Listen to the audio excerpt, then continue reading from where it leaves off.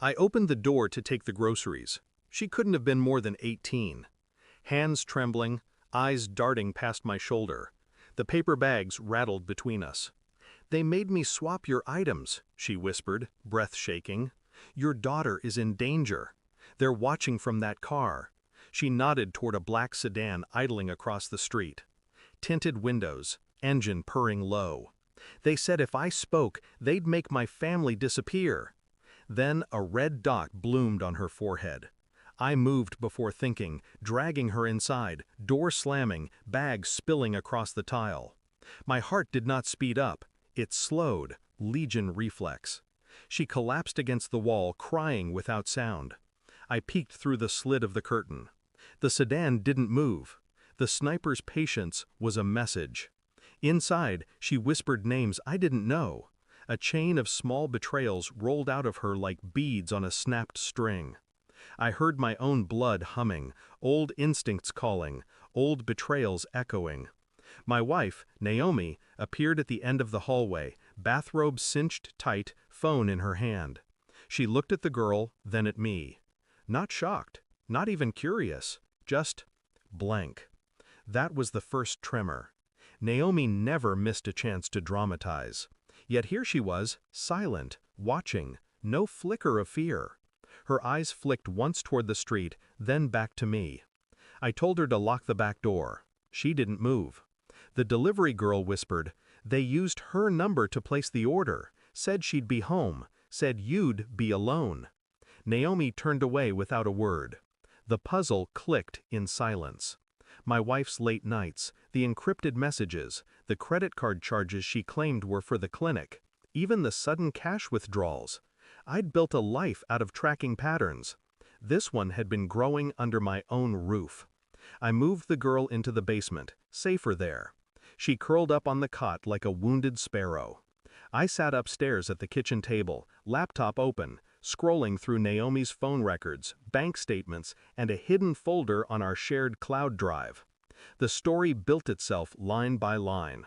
Offshore accounts, a number registered to the sedan's license plate, and a stream of encrypted messages that read like instructions for a handover.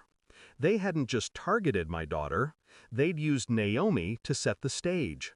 I planted a silent GPS tracker on her car. In the days that followed, I acted normal. I made coffee. I drove our daughter to school. I even kissed Naomi on the cheek once, watching her flinch like I'd pressed a blade there. At night, I built my own trap.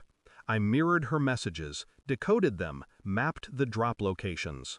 All cold work. No adrenaline, no rage. Just slow, precise assembly, like placing charges under a bridge.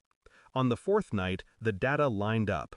Naomi wasn't just passing information, she had signed custody documents transferring our daughter to a protective sponsor linked to the same cartel that had killed my unit years ago. It wasn't ransom, it was barter. My daughter for her escape. I printed everything, transfers, messages, contracts, bound it like a dossier. When she came home, I set the folder on the counter. She opened it, eyes scanning, mouth tightening. "Where is she?" I asked. My voice was soft. Naomi tried to speak, but only a hiss came out.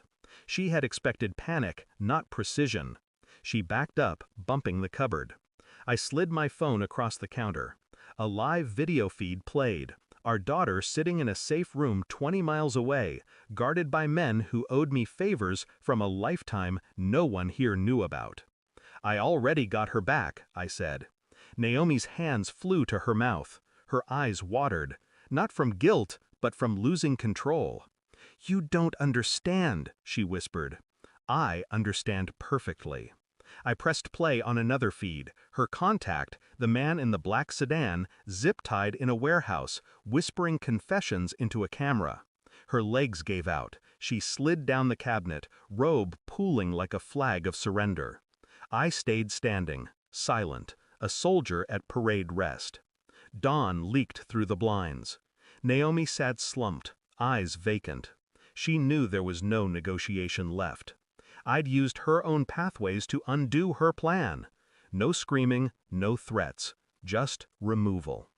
I walked past her to the door. The black sedan was gone. The street smelled of rain. Inside, the delivery girl slept in the basement, breathing finally steady. My daughter was safe. My life as a husband had ended somewhere between the grocery order and the sniper dot. I stood at the threshold, hand on the knob, feeling nothing but the weight of the quiet.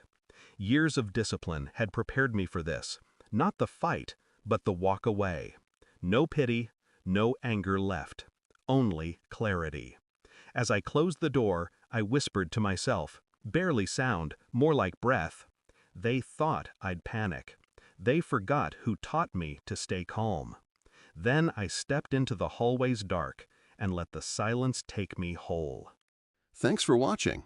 Don't forget to like, share, and comment. Subscribe now to Cheating Stories Insight World for more amazing stories.